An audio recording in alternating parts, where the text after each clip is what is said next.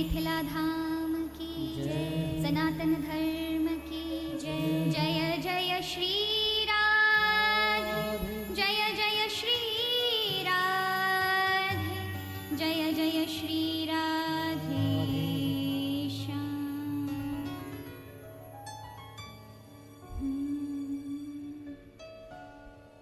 हरि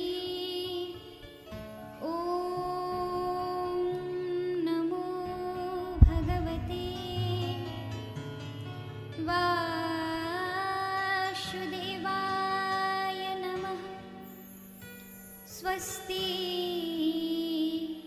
श्री गणेशाय नमः। स्वस्ति श्री सरस्वती नमः। स्वस्ति श्री परमात्मने नमः। श्री सद्गुरुदेवा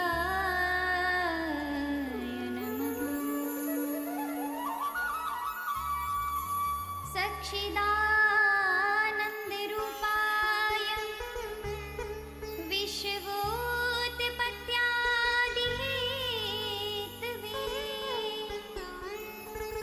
तापत्रय विनाशाय श्रीकृष्णाय वयं नमः। वन्दे विदेहतनया पदपुण्डरीकं कैशोरसौरभसमारतयोगिचित्तं हन्तुं त्रितापं मनसं मुनिहंससेव्यं सनमानसालिपरपीतपरागपुण्यं। माता रामो मतपिता रामचन्द्रः स्वामी राममति सखा रामचन्द्रः सर्वस्वमे रामचन्द्रो दयालुं नान्यवजानयिनिव जाने न जाने। कृष्णं त्वदीयपदपङ्कजपञ्जरान्ते अद्वैवमे विशतौ मानसि राजहंसः प्राणप्रयाणसमये कपवातपित्ते कण्ठावरोदनविधौ विस्मरणं कुतस्ते। यं प्रव्रजन्तयनुपेतयपेतकृत्यं द्वैपायनौ विरहकातर्या जुहाव पुत्रेति तन्मयतया तर्वो अभिनेदु।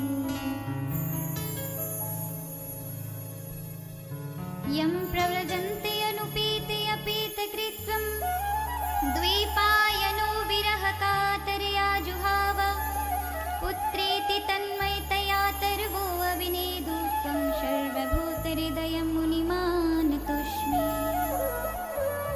हे राधे वृषभानुभूपतने हे पूर्णचन्द्रानने सर्वश्रेयस्करी श्रीराधिके श्रीराधिके नमोस्तुते। श्रीमते सर्वविधानाय प्रभवाय सुब्रह्मणे आचार्याय मुनीन्द्राय श्रीनिम्बार्काय नमो नमः। आनन्दमानन्दकरं प्रसन्नं ज्ञानं स्वरूपं निजबोधयुक्तं योगीन्द्रमेड्यं भवरोगवैद्यं श्रीमद्गुरुं नित्यं नमामि। मनोजवं मारुततुल्यवेगं जितेन्द्रियं बुद्धिमता वरिष्ठं वातात्मजं वानरयूथमुख्यं श्रीरामदूतं शरणं प्रपदे। गङ्गातरङ्गरमणीयजटाकलापं गौरीनिरन्तरं विभूषितवामभागं नारायणं प्रियं मनङ्गमदापहारं वाराणसीपुरपति भज विश्वनाथं। राधे मेरी स्वामिनी मैं राधे तेरो दास जन्म जन्म मोहि दीजियो प्यारी, श्री वृंदावन को वास। जय जय श्री राधा रमन, जय जय नवल किशोर, जय गोपी चित चोर प्रभु, जय जय माखन चोर। आइए सभी बड़े भाव के साथ प्रभु का नाम गाते हुए मुख से बोलते। आज कथा का प्रथम दिवस है और कहते हैं जब कथा में प्रवेश करो ना महाराज तो जिह्वा पवित्र होनी चाहिए। भगवान केवल 2 ही रास्ते से आपके मन में प्रवेश कर सकते हैं। पहला नेत्र यानी दर्शन करके, तो भागवत जी आपके समक्ष हैं। आप वक्ता को गौन कर दीजिए, वक्ता को मत देखिए, केवल भागवत का दर्शन करिए और कथा श्रवण करें। कानों के माध्यम से भगवान अंदर प्रवेश करते हैं, एक आँख के माध्यम से, एक कानों के माध्यम से, तो कथा श्रवण करिए। लेकिन जिह्वा के माध्यम से ये दोनों पवित्र होते हैं।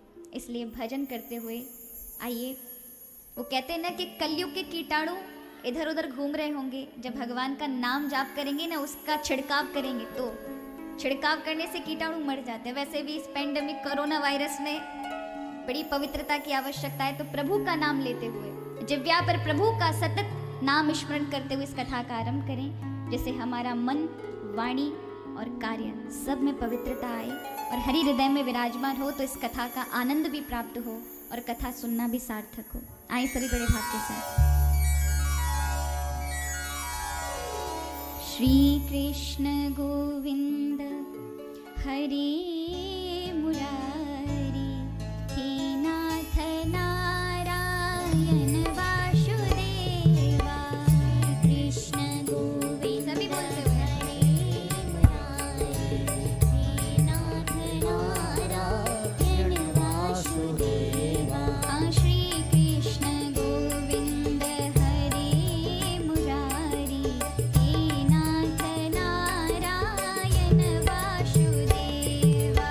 श्री कृष्ण गोविंद हरे, सभी गाते हैं।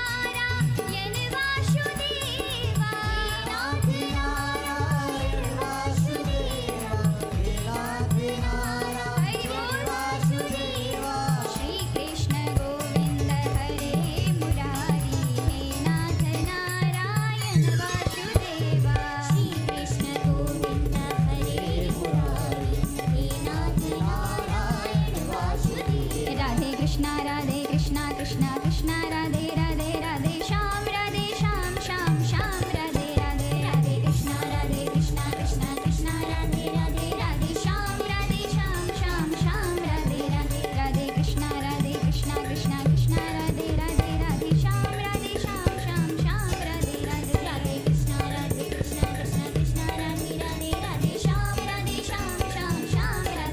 राधे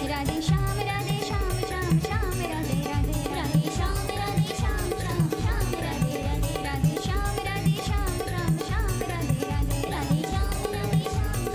श्याम श्याम श्याम राधे राधे श्याम श्याम राधे राधे कृष्णा कृष्णा कृष्णा राधे राधे राधे श्याम श्याम श्याम राधे राधे राधे कृष्णा आवाज आनी चाहिए कृष्णा राधे राधे राधे श्याम श्याम पासुपट्टी वालों के अंदर तो महाराज बड़ी शक्ति है, आप लोग बोल नहीं रहे, आवाज आनी चाहिए यहाँ तक। राधे कृष्णा राधे श्याम श्याम राधे राधे राधे कृष्णा कृष्णा राधे राधे राधे श्याम श्याम राधे राधे। बोलिए श्री वृंदावन बिहारी लाल की, श्री राधा रानी सरकार की, श्री वृंदावन धाम की, श्री व्यास जी महाराज की, श्री सुखदेव जी महाराज की, श्री सूत जी महाराज की, श्री जगत जननी जानकी मैया की, राजा रामचंद्र भगवान की, भोलेनाथ की, पवन पुत्र हनुमान की, सत्य सनातन धर्म की, सभी संत समाज की, सभी भक्त समाज की। जय जय श्री राधे, जय जय श्री राधे, जय जय श्री राधे श्याम।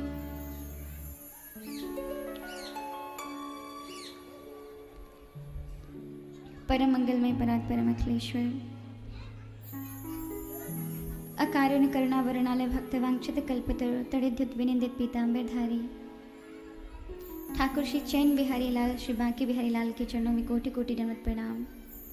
श्री राधा रानी के चरणों में, प्रभु की वांगमय स्वरूप में श्रीमद् भागवत कथा के चरणों में, श्री व्यास जी महाराज, श्री सुखदेव जी राजर्षि परीक्षित के चरणों में, श्री सूत जी सौनक आदि ऋषियों के चरणों में प्रणाम। भोलेनाथ माँ पार्वती, पवन पुत्र हनुमान के चरणों में, राजा रामचंद्र जानकी मैया के चरणों में कोटि कोटि दंडवत प्रणाम। आचार्य चरण निम्बार भगवान के चरणों में, परम पूज्य दादा गुरुदेव के चरणों में, मेरे परम पूज्य सदगुरुदेव भगवान के चरणों में, चारों संप्रदायों के चारों आचार्यों के चरणों में, सभी संत समाज के, सभी भक्त समाज के चरणों में कोटि कोटि दंडवत प्रणाम।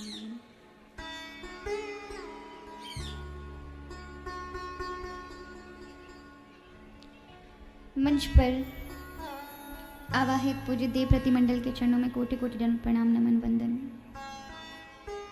मंच पर आसीन उपव्यास और ब्राह्मण देवताओं को कोटि कोटि दंडवत प्रणाम नमन वंदन। मेरे सहयोगी संगीत बंधुओं को भी कोटि कोटि दंडवत प्रणाम नमन वंदन।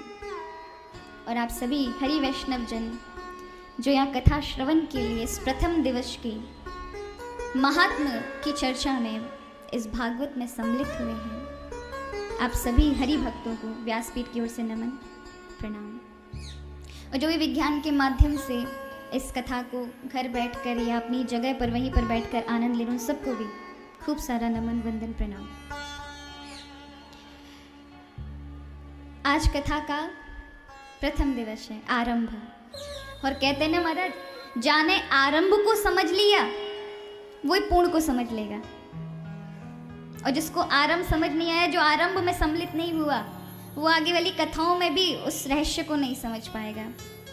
क्योंकि समझ तो आएगा लेकिन वो टिकाऊ नहीं रहेगा। इसलिए हमेशा जब भी कुछ श्रवण करें तो सबसे पहले उसकी महिमा के विषय में पता होना चाहिए कि आप क्या सुनने जा रहे हैं।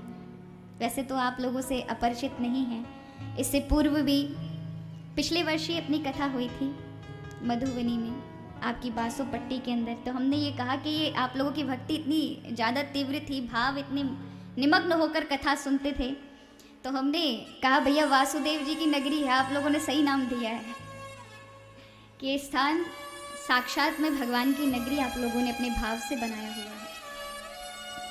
इस बार और आपने विशालता दिखाई।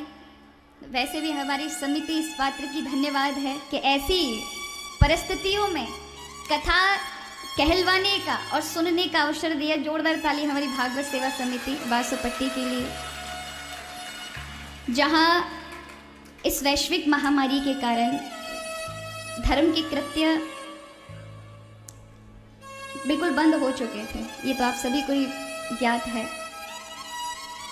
लेकिन ऐसे परिस्थितियों के अंदर भी हम विशालतम हृदय खोल करके धार्मिक अनुष्ठान करते हैं और कहते हैं कि भगवान ने इस वायरस में सबको तपस्या करने का ही अवसर दिया था। महाराज, इस संक्रमण में भगवान ने सबको सोचा जाओ सब अपनी गुफा में घुसो और जब निकलो तुम ऋषि बनकर निकलना, अपने में कुछ बदल करके निकलना। पर कई लोग निकल कर आए तो कुछ तो ऋषि बनकर आए और कुछ जैसे थे वैसे ही बनकर बाहर निकले।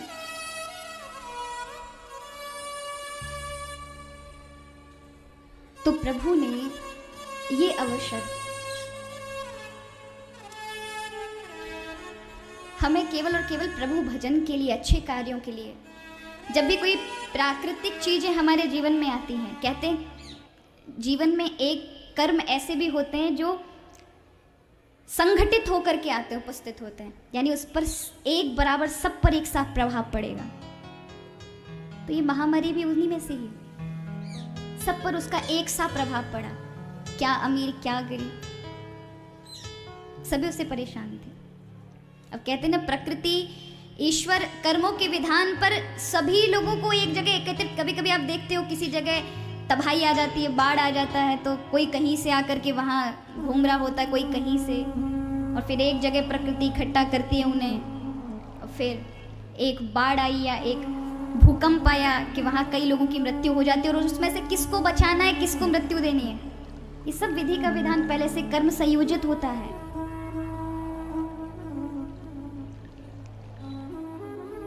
तो उसी तरह से अपने आप को धन्य भागी माने कि ऐसे भी वैश्विक महामारी में, जहां पूरा विश्व एक समान सब परेशान थे, उसमें भी आप सभी सुरक्षित हैं और प्रभु ने फिर से एक नया जीवन हम सबको दिया है प्रभु भजन करने के लिए, अच्छे कर्म करने के लिए। यही मानव जीवन का परम लक्ष्य है कि हमारे जीवन में अच्छे सत्कर्म होने चाहिए, और भागवत कथा भी यही हमें सिखाती है। हमारे यहाँ 4 वेद हैं और 1100 उपनिषद हैं। तो आप देखेंगे उपनिषद में की जो भाषा है उसमें आप त्याग की ही बातें देखेंगे कि जीवन में वैराग्य आना चाहिए, सब कुछ छोड़ो, सर्वस्व का त्याग करो तब हरि मिलेंगे। ऐसे थोड़ी ना मिल पाएंगे। तो दुनिया वाले हम ऐसे महाराज, हम कुछ छोड़ना ही चाहते, कुछ छोड़ना ही नहीं चाहते। ईश्वर को भी पाना है, सबकी इच्छा है कि प्रभु मिलें, प्रभु से जुड़े रहें, लेकिन त्याग कुछ ना करना पड़े। सही है, यही चाहते, कुछ ना छोड़ना पड़े, पर ईश्वर भी मिल जाए। पर ऐसा थोड़ी ना होता है, 2 नावों में पैर रखने से थोड़ी ना आप पार हो जाओगे, कहीं ना कहीं तो दुर्घटना घटेगी। लेकिन भागवत कथा एक अलग दृष्टिकोण देती है, इसलिए व्यास जी ने इसकी रचना की कि कलयुग में लोग कुछ नहीं छोड़ना चाहेंगे, तो ऐसे में क्या करें। तो भागवत कथा कहती है, एक नया दृष्टिकोण, नया मार्गदर्शन देती है कि भैया कछु मत छोड़ो, घर में ही रहो, घर में ही प्रभु मिलेंगे। गोपियों को मिले, गोपियों ने कुछ नहीं छोड़ा महाराज, इसलिए भक्ति मार्ग की आचार्य गोपियां हैं। गोपियों ने कुछ नहीं छोड़ा, ना वो वन गई, ना कोई यज्ञ किए, ना कोई वेद आदि का पाठ किया, लेकिन कृष्ण उनके साथ थे, उन्होंने कृष्ण को पा लिया घर में रह करके। घर बुरा नहीं है, घर में आसक्ति होना बुरा है। इस घर के बिना हम रह नहीं सकते, परिवार के बिना रह नहीं सकते, केवल परिवार ही परिवार याद आए और प्रभु की स्मृति भूल जाओ, वही बंधन है। अब आप कहेंगे 24 घंटे हम प्रभु को याद कैसे करें? बिल्कुल कर सकते हैं महाराज। जब आप घर से बाहर निकलते तब कैसे घर की याद बनी रहती है ना। आप कहीं कमाने जाओ तो आपको याद रहता है अपनी स्मृति में बाल बच्चे हैं, घर लौटना है, शाम को घर आना है लौट करके। अब ऐसा तो नहीं हो कि आप काम पर गए और भूल गए घर परिवार बाल बच्चे, सब याद रहते स्मृति में। उसी तरह से आपकी स्मृति में, चाहे आप भजन पूजा में घंटों ना बैठ पाओ चलेगा, अपने कर्म को कर रहे हैं लेकिन स्मृति में हरि रहने चाहिए। बिल्कुल वैसे ही जैसे आप परिवार को नहीं भूलते, उसी तरह से प्रभु ना भूलें आपके जीवन से, ऐसा भाव होना चाहिए। यही भक्ति है। तो भागवत यही सिखाती है। भागवत कल्प वृक्ष है। 7 दिन के अंदर आपके मन को शुद्ध करने का सबसे सरल साधन यदि कोई है तो केवल और केवल श्रीमद् भागवत कथा है। इसलिए समस्त पुराणों का, समस्त वेद उपनिषदों का सार है। क्या है? सार है श्रीमद् भागवत कथा। इसलिए कथामृत रसास्वादन मम कर्ण रसायनम, जो सार कथा है। जब 17 पुराण नैमिषारण्य की भूमि में, हम तो यहाँ 7 दिन में ही महाराज, आप तो सभी भक्त हैं लेकिन मैं अन्यत्र जगह की बात कर रही हूँ, आप अपने दिल पर मत ले लीजिएगा, अपने हृदय पर मत ले लीजिएगा कि लोग कथा 7 दिन सुनते हैं, 7 दिन के बाद अगर 9 दिन हो गई, 11 दिन हो गई, 15 दिन हो गई तो फिर घर कथा में भी नहीं आना, बंद हो जाए।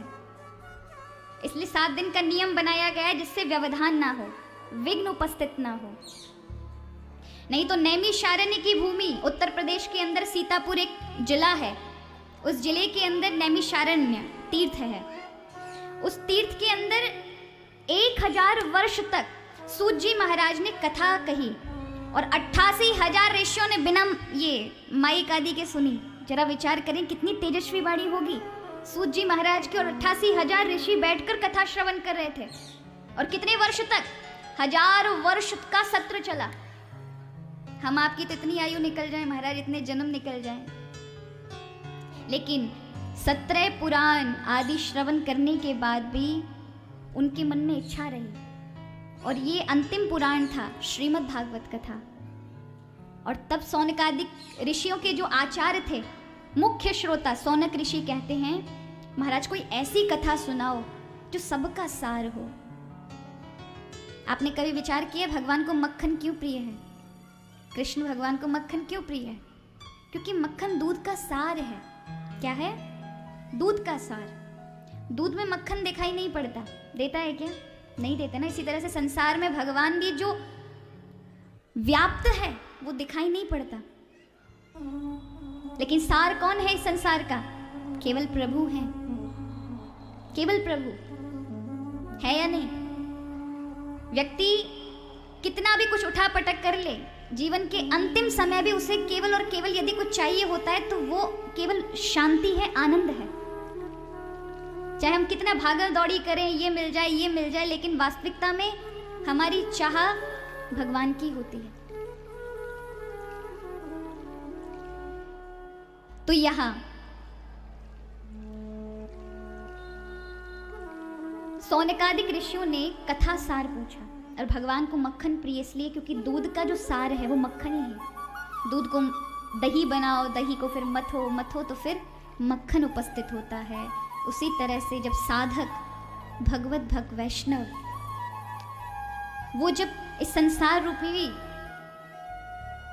इस जगत में जब अपने भीतर मनो मंथन करता है, तब उसे अपना आत्म रूप का साक्षात्कार होता है, तब सार रूप को समझ लेता है।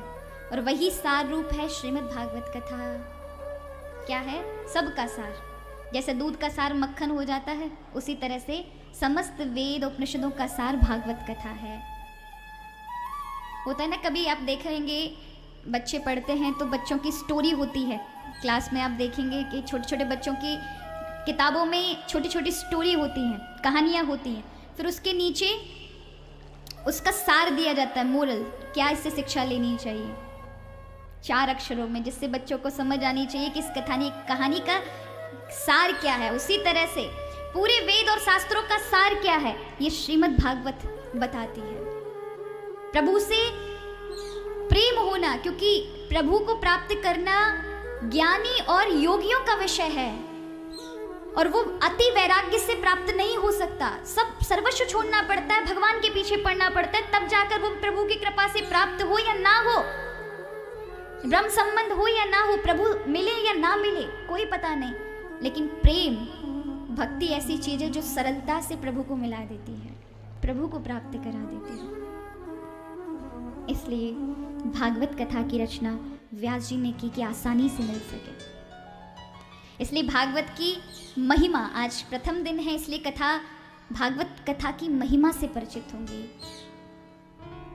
भागवत कथा क्या है? वैसे तो आप सबने पूर्व में भी सुनी है और सुनते ही रहते हैं, पर फिर भी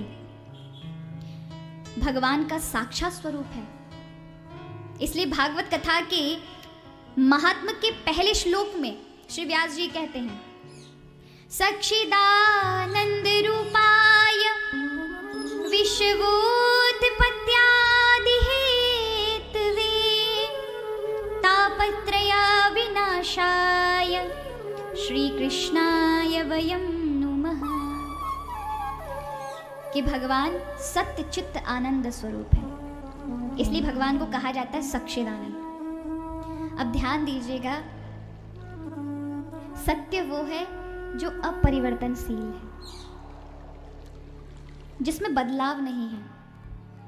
अगर आप देखें तो हमारी आत्मा में कोई बदलाव नहीं है, उस ईश्वर में कोई बदलाव नहीं है, लेकिन संसार की हर जड़ से लेकर चेतन चीज में आपको बदलाव दिखेगा। अब आप जब छोटे थे, माँ के गर्भ से थे, 1 वर्ष के हुए, 4 वर्ष के बाद फिर ढांचा बदल गया आपके शरीर का, 15 वर्ष में जो पहले थे वो वैसे नहीं रहे, और बड़े हो गए तो फिर वो आपका शरीर बदल गया। होता है कि नहीं? अन्न खाया आपने, बेकार हो गया। वस्त्र पहने कितने दिन पहन लोगे? 10 बार 12 बार, फिर तो उसमें भी वो भी फट जाएंगे। संसार की सारी चीज नश्वर है। सत्य कौन है? केवल और केवल प्रभु ईश्वर सत्य है। हम ना भी रहेंगे तो भी वो रहेंगे, हमारे बीच में भी वही उपस्थित रहते और हमारे भीतर भी वही उपस्थित है, इसलिए वो सत्य है। चित्त कहते हैं ज्ञान को। प्रभु पूर्ण सत्य हैं, प्रभु पूर्ण चित्त हैं। चित्त कहते हैं ज्ञान को। हम लोगों में भी ज्ञान है, ऐसा कोई भी यहाँ व्यक्ति नहीं होगा जो जिसको ज्ञान ना हो, पर हमारा ज्ञान ना महाराज सोता रहता है। सबके अंदर ज्ञान है, लेकिन हमारे अंदर भक्ति सोई रहती है, वैराग्य सोया होता है, ज्ञान सोया होता है। इसलिए हमारे ज्यादा दिन टिकाऊ नहीं रहता। बुद्धि में वो ज्ञान टिकता नहीं है। ज्ञान टिकेगा कैसे? जब जीवन में सरलता होगी, जब जीवन में सदाचार होगा। पर हमें तो महाराज संसार की ज्यादा सुख चाहिए, वैराग्य हम धारण कर नहीं सकते। इसलिए प्राय आप देखें ऋषि मुनि कितने ज्ञानी थे। अभी कलयुग में का जब प्रारंभ हुआ था, उससे पूर्व व्यास जी ने 18 पुराणों की लिखित रचना की। इससे पूर्व समस्त वेद आदि, उपनिषद आदि, शास्त्र आदि, ये सब श्रुति सुन करके गुरु परंपरा, शिष्य परंपरा से चले आ रहे थे। इतना साहित्य लोगों को कंठस्थ याद था, इसलिए आज बचा रहा है। क्यों? उनके जीवन में सदाचार था, वैराग्य था। वैराग्य किसे कहते हैं? वस्तुएं सामने रखी हूं, लेकिन आपका मन उनमें आकर्षित नहीं होना चाहिए, हटी नहीं होना चाहिए। मिल ही जाए उसके पीछे पड़ जाएं, इसके बिना रह नहीं सकते। क्योंकि संसार को कहाँ छोड़ेंगे? सारी चीजें हों, लेकिन आपका मन उन चीजों में आसक्त ना हो, उसे कहते हैं वैराग्य। इसलिए हमारे जीवन में ज्ञान नहीं टिकता। देखो, भगवान ने बुद्धि सबको दी, मुझे भी दी है, आपको भी दी है, सबको दी है, लेकिन बुद्धि में, बुद्धि यानी धी प्राप्त है, लेकिन स्मृति नहीं प्राप्त, धृति नहीं प्राप्त। बुद्धि सबको है, लेकिन बुद्धि में जो ज्ञान है, समझ है, वो हर किसी को प्राप्त नहीं है। और जिसमें समझ प्राप्त है, विवेक प्राप्त है। अब समझ, आप उसको मत समझिएगा कि हाँ हमको तो ये समझ है कि इसको ये कहते हैं, इसको ये कहते हैं, ये तो केवल जानकारी है महाराज। सच्चा विवेक है कि व्यक्ति को अपने विषय में अपना ज्ञान तो होना ही चाहिए, और उस परमात्मा का भी ज्ञान हो। उसी का नाम विवेक है, और विवेक प्रभु की करुणा से मिलता है, कृपा से मिलता है। तो बुद्धि तो पाई, लेकिन बुद्धि के अंदर स्मृति नहीं। स्मृति माने याददाश्त बनी रहे, ज्ञान टिका रहे। कितने लोग हैं यहाँ पे ज्ञान टिका रहता उनका? नहीं। पूछो महाराज कल आपने क्या खाया सुबह नाश्ते में? बड़ा ध्यान देंगे आज कल क्या खाया था, क्या खाया, परसों क्या खाया, कोई पता ना है महाराज। मैं कहूँ 15 दिन पहले आपने सुबह 7 बजे किससे मिले और क्या खाया था, वो तो हमारे याद ही नहीं है याद? नहीं याद ना, इतनी स्मृति कमजोर है हमारी। हम कहते हैं हमने कभी बुरा नहीं किया, पता नहीं, क्योंकि आजकल के कर्मों को देख करके आप निगरानी कर रहे हैं, अपना जांच कर रहे हैं। लेकिन आपने 10 साल पहले क्या किसको कुछ बोला था, कितना कटु वचन कहा, या कुछ कैसे कैसे गलत कार्य कर दिए जो आपकी स्मृति में है ही नहीं। लेकिन ईश्वर के यहाँ सब नोट है महाराज, हर एक एक पल, एक एक क्षण का, और वही दंड स्वरूप में हमें मिलता है। इसलिए कोई कहे कि मैं बिल्कुल बुरा आदमी नहीं, ऐसा हो ही नहीं सकता। सबने कुछ ना कुछ गलत अवश्य किया है और करते ही महाराज, मनुष्य है तो गलतियां होती ही हैं। लेकिन अगर जीवन में सत्संग जुड़ा होगा, प्रभु से आप जुड़े होंगे, तो आप अपने स्व से जुड़े होंगे, अपने आप से जुड़े होंगे, तो आपसे गलत कर्म नहीं। क्योंकि बुद्धि जब ईश्वर में लगती है, मन जब प्रभु में लगता है, तो व्यक्ति के जीवन में पाप कर्म दूर हो जाते हैं। और जब पाप आते हैं तो भगवान से मन हटने लगता है, प्रभु में मन नहीं लगेगा। फिर सारे कामों में, संसार के कामों में तो मन बहुत बहुत लगेगा, लेकिन प्रभु के कार्य में मन का उच्चाटन होगा। समझ लीजिए, पाप वृत्ति ने घेरा है। और जब पुण्य बढ़ते हैं व्यक्ति के, तब जीवन में व्यक्ति कथा में आता है, यज्ञ में बैठने का अवसर उसे समय मिल जाता है, व्यस्ततम जीवन में भी समय मिल जाता है। ये प्रभु की कृपा कह लीजिए, ये आपके जीवन के पुण्य है, ये प्रभु के करीब लाते हैं।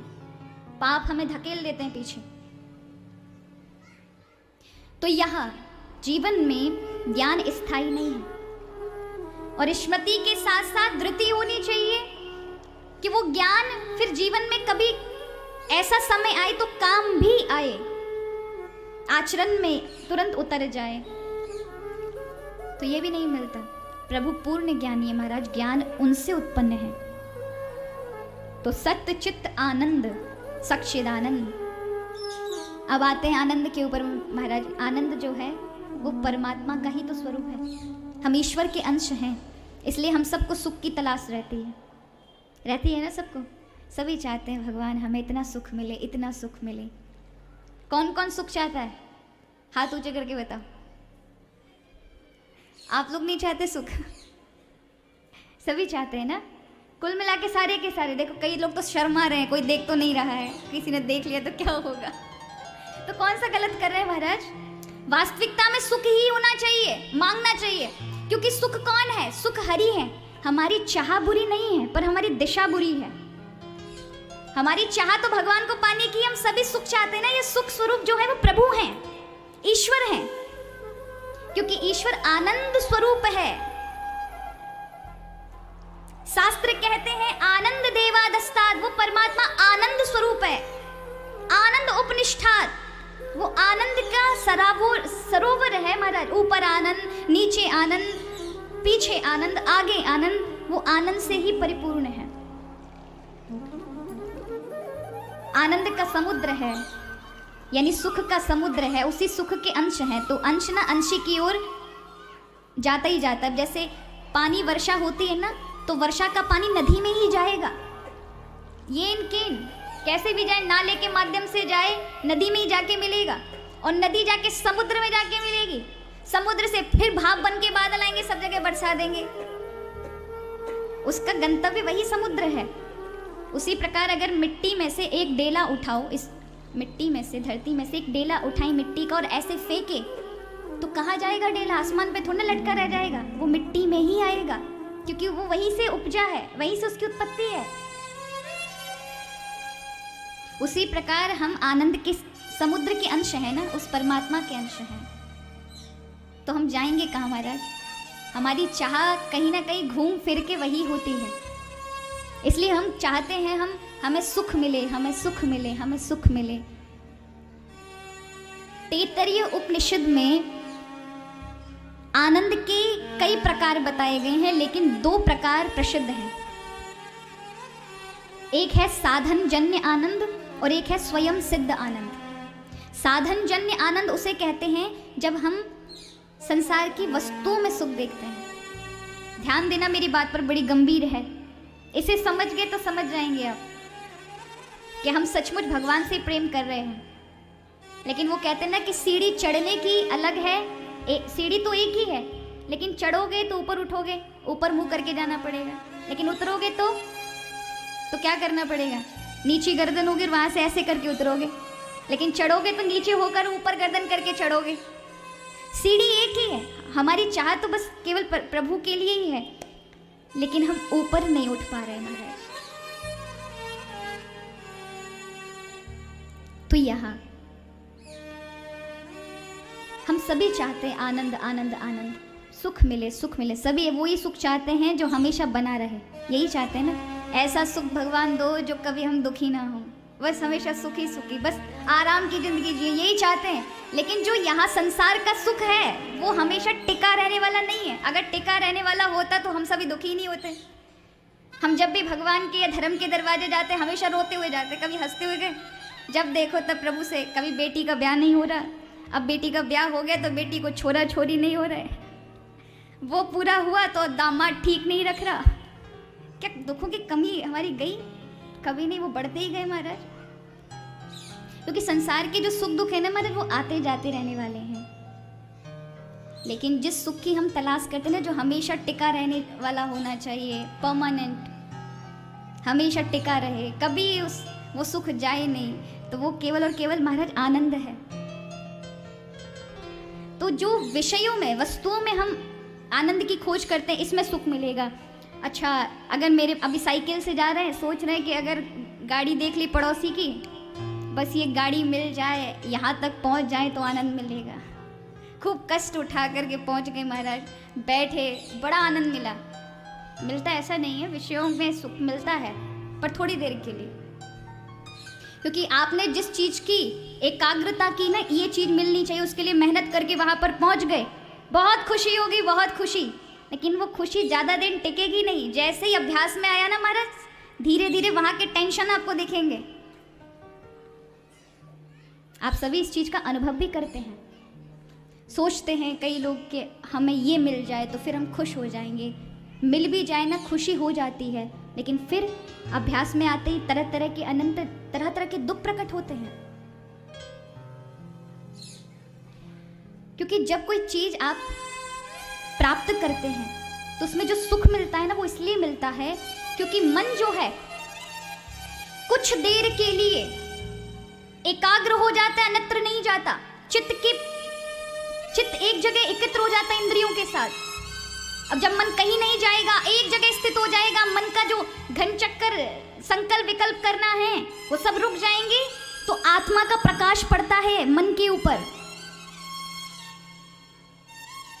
इसलिए आनंद की प्राप्ति होती है, इसलिए आपको सुख लगता है उस चीज में, वरन सुख नहीं है संसार के किसी भी विषयों में। आप बताएं, जब आप रात्रि में सो जाते हैं तो नींद में होते हैं तो कितना आनंद मिलता है, कितना आनंद मिलता है। संसार छोड़ना पड़ता है ना आपको, दुकान छोड़नी पड़ती है, जिसमें आप पूरे दिन लगे हुए थे वो दुकान छोड़नी पड़ती है महाराज। ना छोड़ोगे तो नींद नहीं आएगी। बेटा बेटी पत्नी सब छोड़ने पड़ते हैं, सब छोड़ना पड़ता है, सब भूलना पड़ता है, तब निद्रा आती है, नींद देवी आती है। फिर आप आराम से महाराज अपने एकत्व में, अपने आप में लीन होते हैं, अपने आनंद में मगन होते हैं। और किसी को नींद ना आए तो क्या हालत होगी उसकी। आप 4-5 दिन जाग जाओ तो आपका सिर भारी हो जाएगा, दर्द करेगा, आप प्रयास करोगे नींद आए। अब कई लोग नींद की गोलियां लेते हैं, तो वो नींद की जो टैबलेट आती है, गोलियां आती है, उसके उस पर लिखा होता है कि एक समय ऐसा आएगा कि आपके जीवन से नींद चली जाएगी। हो सकता है इसके साइड इफेक्ट भी हो जाए, फिर भी लोग खाते हैं नींद लेने के लिए। नींद इतनी, निंदिया देवी इतनी मीठी है महाराज, कब वो पता ना है कब कहां से आती है और कब कहां को चली गई। पर आती है तो बड़ी प्यारी लगती है। लगती है कि नहीं लगती है? मन का जो उठा पटक है, चिंता है, सब छूट जाती है नींद में। छूटती है ना? चाहे आपके पास खेती का, किसी का जायदाद का झगड़ा चल रहा हो सुप्रीम कोर्ट पे, लेकिन नींद के समय सब भूल जाते हैं। कोई झगड़ा, कुछ नहीं, सब अपने आप में लीन।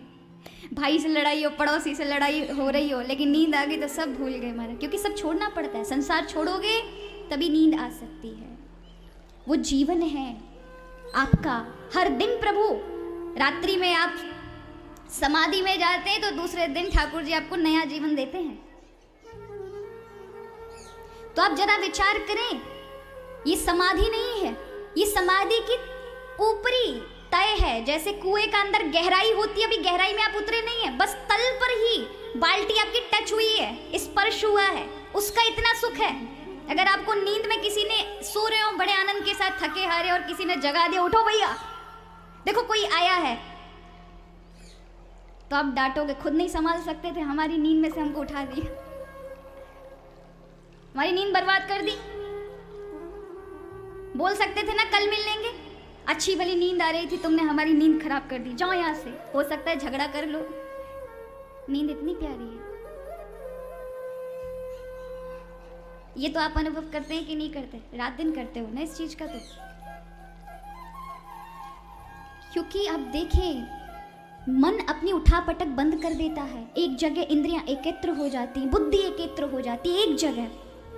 और जब एक जगह होती है और अपने आप में लय हो जाता है अपने शरीर के अंदर, तभी निद्रा जैसा, तभी आनंद का संयोग बनेगा।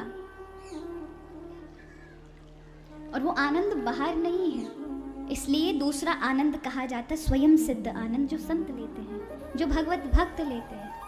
और वो आनंद केवल केवल आपके अंदर ही है, हम सबके अंदर है, वो प्रभु हैं। और जब प्रभु को हम स्मरण करते हैं, उनका ध्यान करते हैं, उनकी ओर जाते हैं, तो आप देखें भक्त के जीवन में आपको बाहर से कितना भी कष्ट दिखे, लेकिन भीतर से वो आनंद में होगा।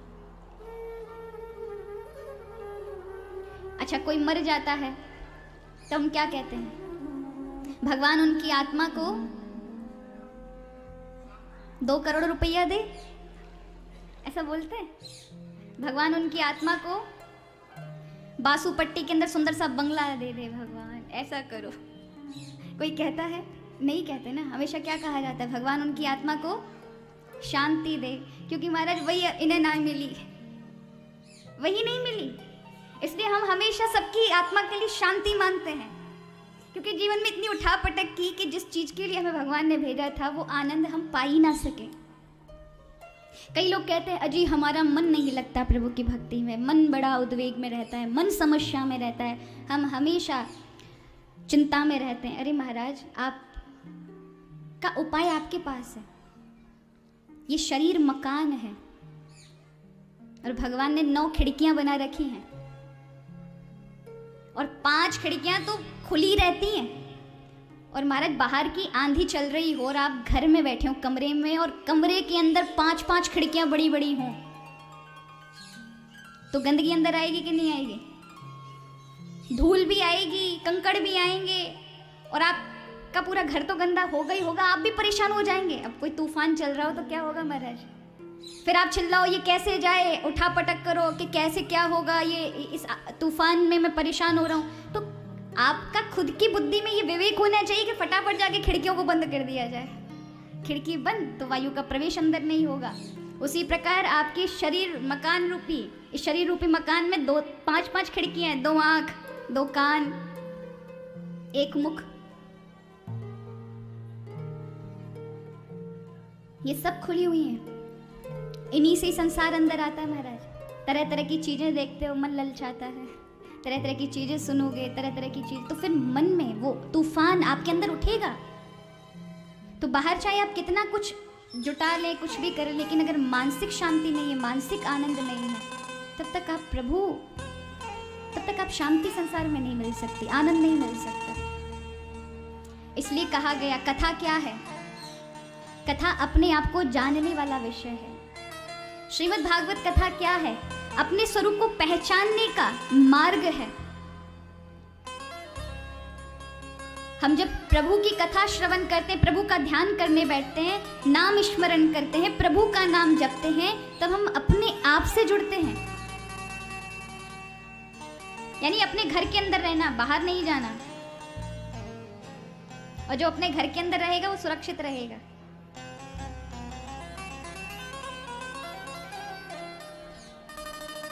और कहते हैं ना महाराज, सुबह सुबह जाओगे तो दूसरों के भरोसे मत जाओ।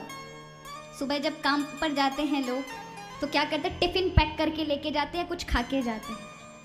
उसी तरह सुबह सुबह जब उठो तो ठाकुर जी का इस आत्मा को खुराक देनी चाहिए। प्रभु का भजन करें, नाम स्मरण करें, कुछ पाठ करें। और पाठ भी ऐसा नहीं होना चाहिए, अब कई लोग हनुमान चालीसा करते, समझ ही नहीं आते, बेचारे हनुमान जी को भी समझ में नहीं आ रहा होगा बोल क्या रहा है। बड़ी जल्दी जय हनुमान ज्ञान गुण सागर लोग इतनी जल्दी जल्दी करेंगे कि वो मक्खी और मच्छर की आवाज़ जल्दी आती है। जब आप रात में देखो मच्छर वगैरह जो ज़्यादा होते तो ची चा करते रहते हैं, उनकी आवाज़ ज़्यादा अच्छे से आएगी। लेकिन हनुमान चालीसा समझ नहीं आई बोल क्या गया, हनुमान जी भी सोचेंगे कि बोला क्या था इसमें। सस्वर होना चाहिए, भाव युक्त होना चाहिए, एक एक अक्षर की समझ होनी चाहिए कि आप बोल क्या रहे हैं। संस्कृत का ज्ञान है तो अवश्य संस्कृत में पाठ करें, अगर नहीं है ज्ञान तो अर्थ सहित करें, लेकिन आपको अर्थ पता होना चाहिए, भावपूर्ण होना चाहिए आपके पाठ, तभी वो पाठ लगेंगे। अन्यथा आपका जो चेष्टा है वो व्यर्थ चली जाएगी। मन से करें, समझते हुए करें, भावपूर्ण करें, सस्वर करें, धैर्यपूर्वक करें। चंचलता नहीं होनी चाहिए, उसमें जल्दबाजी नहीं होनी चाहिए।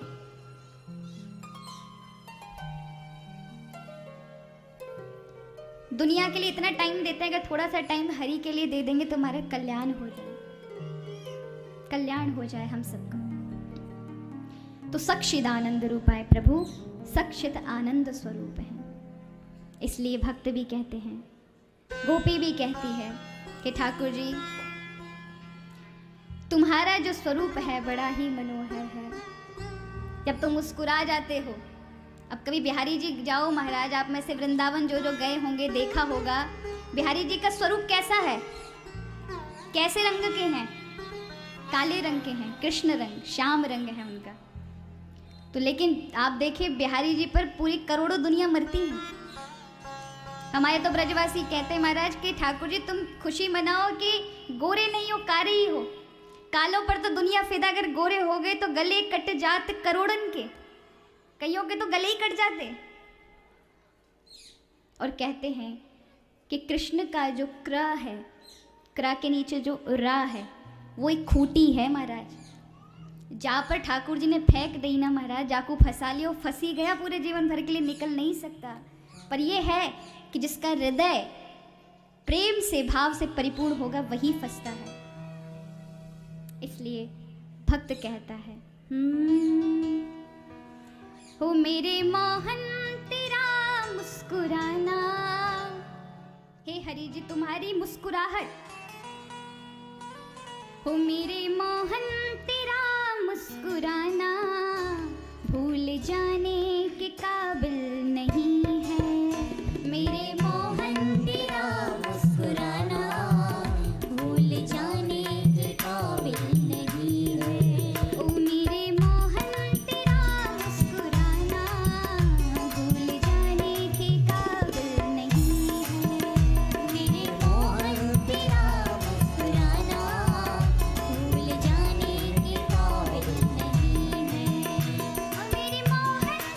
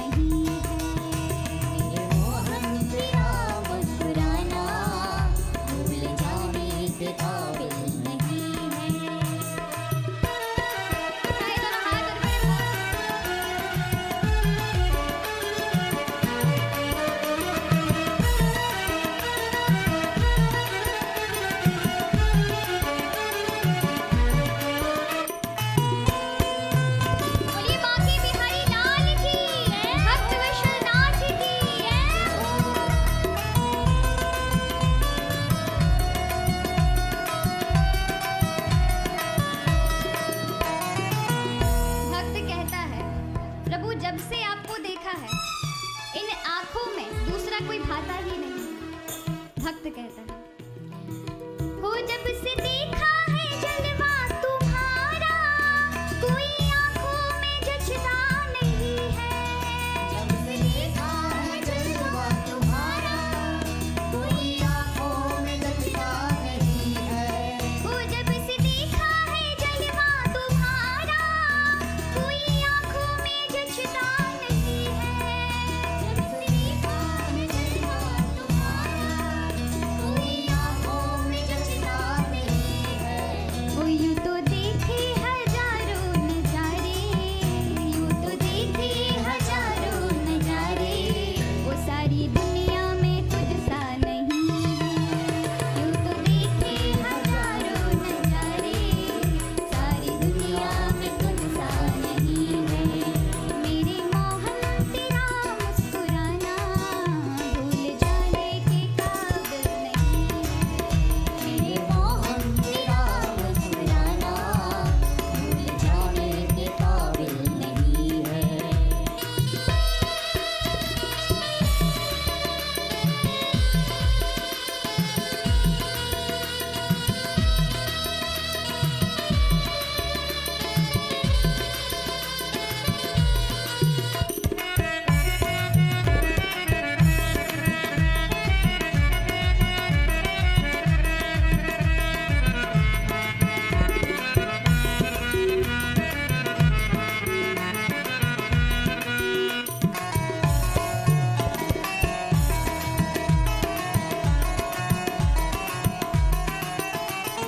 संत ऐसा कहते हैं कि भक्ति के लिए कभी समय नहीं देखना चाहिए।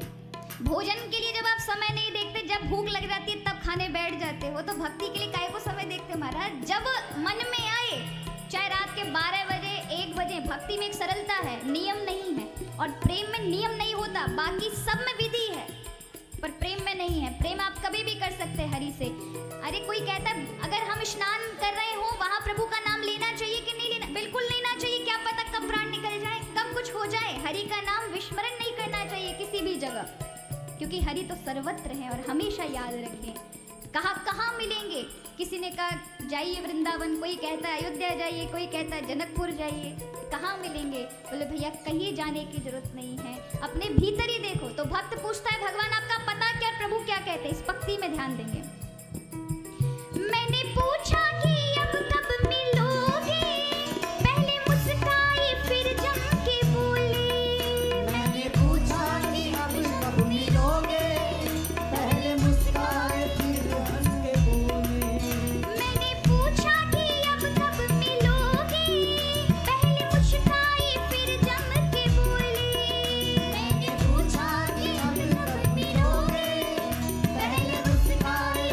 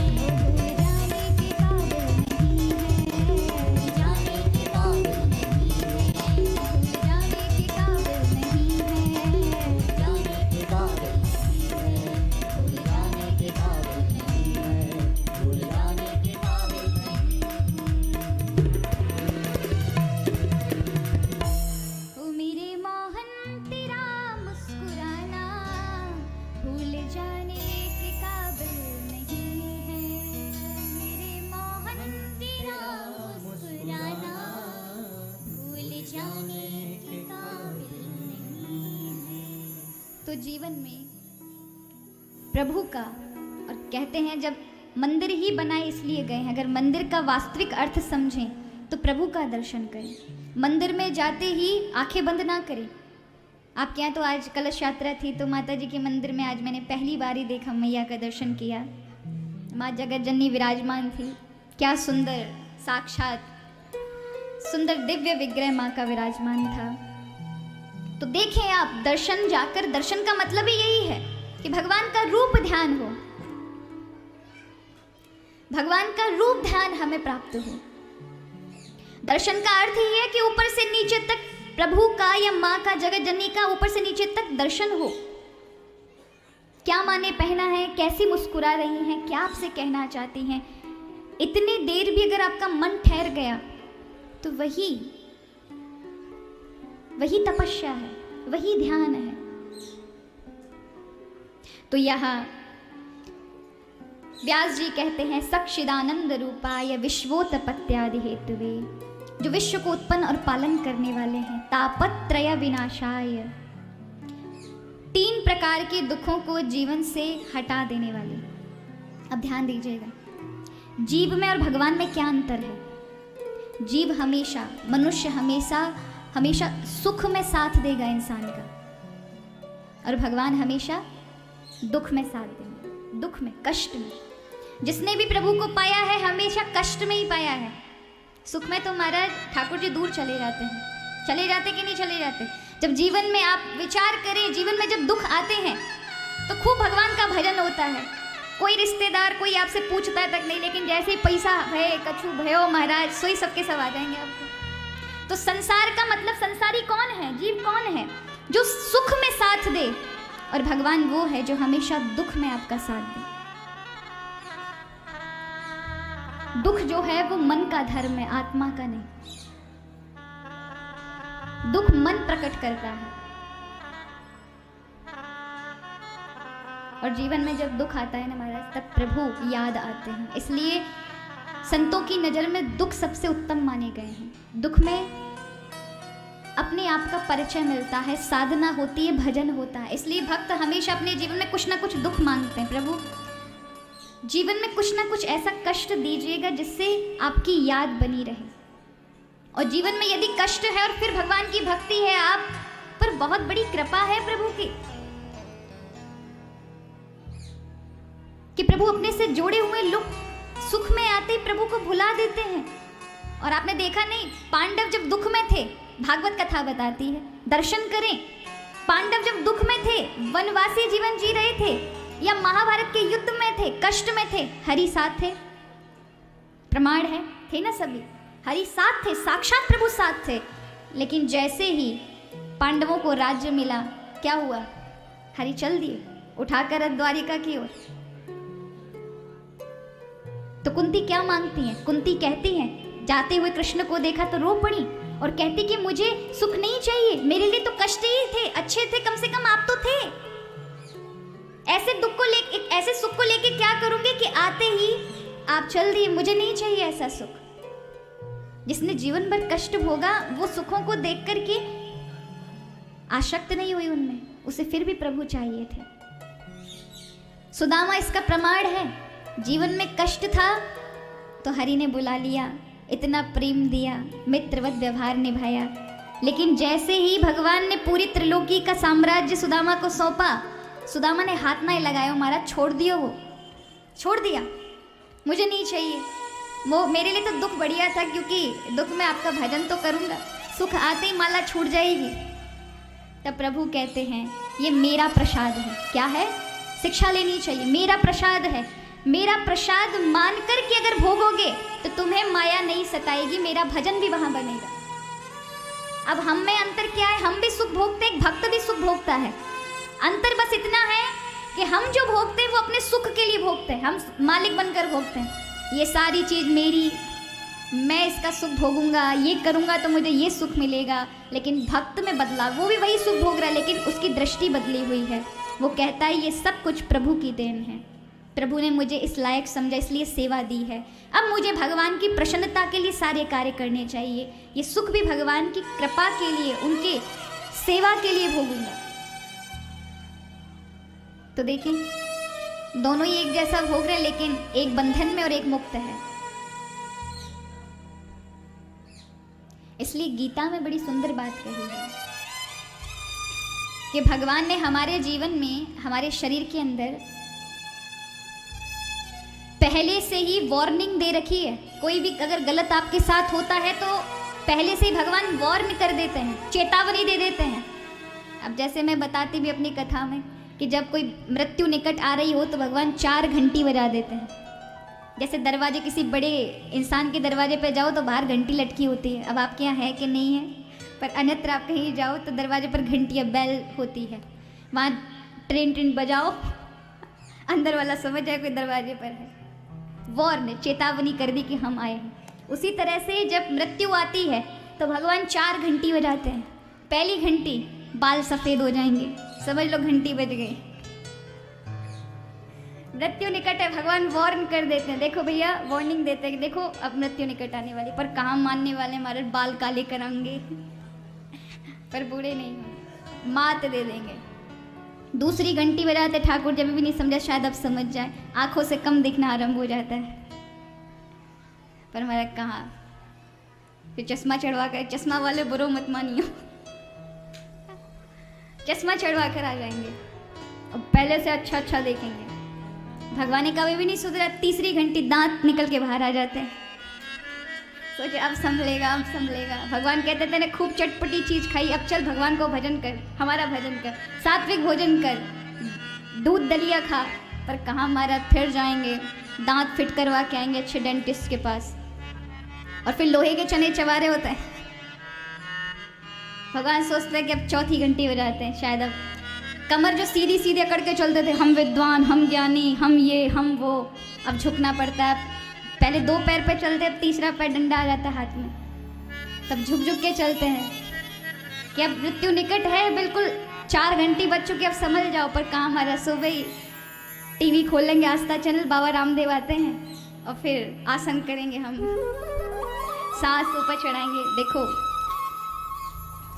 मैं बाबा रामदेव को इस युग का वास्तविक पतंजलि ऋषि ही कहें, क्योंकि बाबा श्री ने जो पूरे विश्व भर में योग को पहुंचाया है जन जन तक, ऐसा ही कार्य श्री महापुरुषों की श्रेणी में आते हैं। राजीव दीक्षित जी थे, जिन्होंने बहुत सुंदर, उनकी अभी भी आप श्रवण करें तो पाएंगे कि उन्होंने भी जीवन में समाज को बहुत कुछ दिया है, योग आदि, सिद्धांत आदि। तो बाबा रामदेव को भी नमन करें। ऐसा युग ऋषि हमारे बीच विराजमान है, जिसने, अब कई लोग तो उनकी भी निंदा करते हैं। अरे आपको पता भी नहीं है कि अगर आप इतिहासों को पलट कर देखें तो ऋषियों ने भी बहुत सारी चीजें, राज व्यवस्थाओं की संभाली है। जब लोगों पर नहीं संभलता, जब विलुप्त तो होती है संस्कृति, तो उसे बचाने के लिए संतों को आना चाहिए। उनकी संस्कृति, उन्हें बचाने की जिम्मेदारी संतों की है। जब जब धर्म विलुप्त होता है तो शंकराचार्य आचार्य बनकर के आते हैं, निम्बार्काचार्य, बल्लवाचार्य, रामानुजाचार्य, रामानंदाचार्य। भगवान स्वयं अवतरित होकर संतों के रूप में आते हैं। अगर कोई हमें अपनी भारतीय संस्कृति, इससे पूर्व पतंजलि ऋषि के विषय में भी लोग नहीं जानते थे, योग क्या है, आसन क्या है, कुछ नहीं जानते थे। धन्य मानिए अपने आप को कि घर घर हमें आसन प्राणायाम करना सिखाया। तुम्हारा च्यवनप्राश खाते हैं, अमृत केसरी जीवन खाएंगे, लेकिन बूढ़े नहीं होंगे।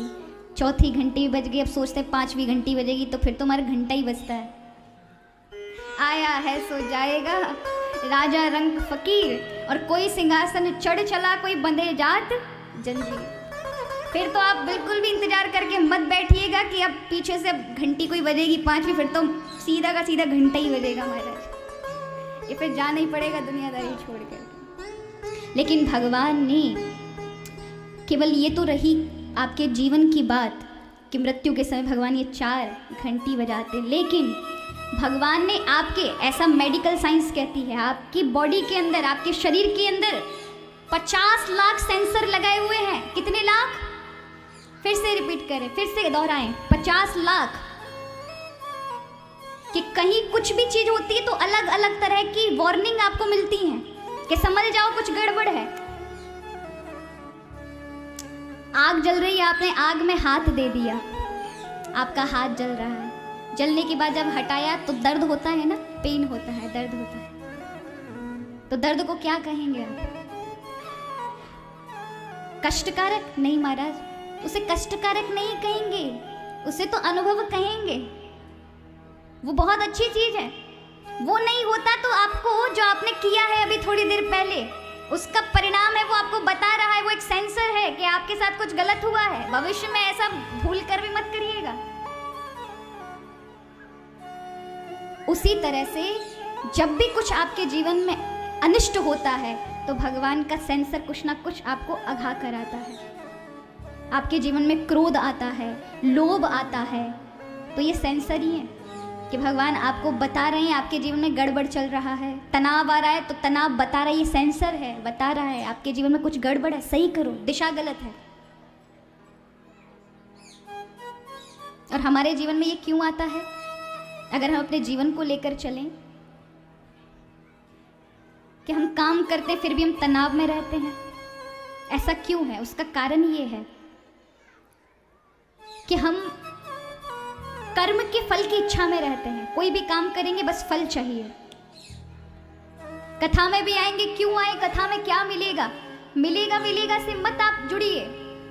प्रभु की प्रसन्नता के लिए सुनना है, इस भाव से सुनोगे तो कथा का फल मिलेगा। लेकिन फल की चिंता में रहोगे, नहीं पहले वो मिले तब जाएंगे, तो ऐसे से आप बंध जाएंगे। यही बंधन का कारण है। भगवान गीता में यही तो कहते हैं, योगी वही है, कर्म योगी वही है जो फल की आशा में नहीं रहता, केवल कर्म करता है। भगवान ने कर्म के लिए मना नहीं किया है कि कर्म मत करें, कर्म करो लेकिन कामना मत करो, फल में मत अपनी बुद्धि लगाओ, क्योंकि फल आपके हाथ में नहीं है। और जब फल आपके हाथ में नहीं है, आपके ऊपर भी एक बॉस बैठा हुआ है, प्रभु बैठे हुए हैं, वो देंगे। इसलिए कर्म करो और हमेशा याद रखिएगा, कर्म किया है तो उसका फल अवश्य मिलता है, उसमें अपनी बुद्धि ना लगा। गीता कहती है, योगी नाम कर्म कुर्वन्ति संगम त्यक्त्वा आत्मशुद्धये। गीता ऐसा कहती है, योगी वही है जो अपनी कामना का त्याग कर देता है, केवल कर्म में उद्योग रहता है, उद्धत रहता है। अब ध्यान देना मेरी बात पर, ऐसे समझेंगे आप कि अगर आप कोई कर्म करते हैं और उस कर्म में अगर आपकी आशाएं बंधी हुई हैं कि इससे ये मिलेगा मुझे, और वो अगर नहीं मिला तो क्या होगा? दुख होगा ना, कष्ट होगा, आप बंधन में आ जाएंगे। इसी को आसक्ति कहते हैं। लोग कहते हैं फिर हम फल की इच्छा के बिना कैसे कर्म करेंगे, मन ही नहीं लगेगा। गीता उससे आगे की बात कहती है कि आप कर्म करें, कामना की इच्छा मत रखें, लेकिन कर्म करें वो ईश्वर की प्रसन्नता के लिए करें। कर्म से क्या मिलेगा उस पर आपकी बुद्धि नहीं जानी चाहिए, उस पर विचार नहीं जाने चाहिए। बस ये विचार आना चाहिए कि कर्म इतना अच्छा हो क्योंकि ये कर्म प्रभु की प्रसन्नता के लिए कर रहा हूं, मेरे हरि मुझसे प्रसन्न होंगे, क्योंकि ये पात्रता भगवान ने जो आज मुझे दी है वो प्रभु की कृपा से ये सेवा मिली है, और मुझे सेवा में, अपनी सेवा में प्रभु को दिखाना। हम दुनिया की नज़र में चढ़ना चाहते हैं लेकिन प्रभु की नज़र में नहीं। और याद रखें, दुनिया की नज़र में चढ़ोगे ना महाराज, कब उतर जाओगे कोई पता नहीं, लेकिन ठाकुर जी की नज़र में अगर सही बने रहे तो दुनिया की नज़र आपको बिगाड़ नहीं सकती।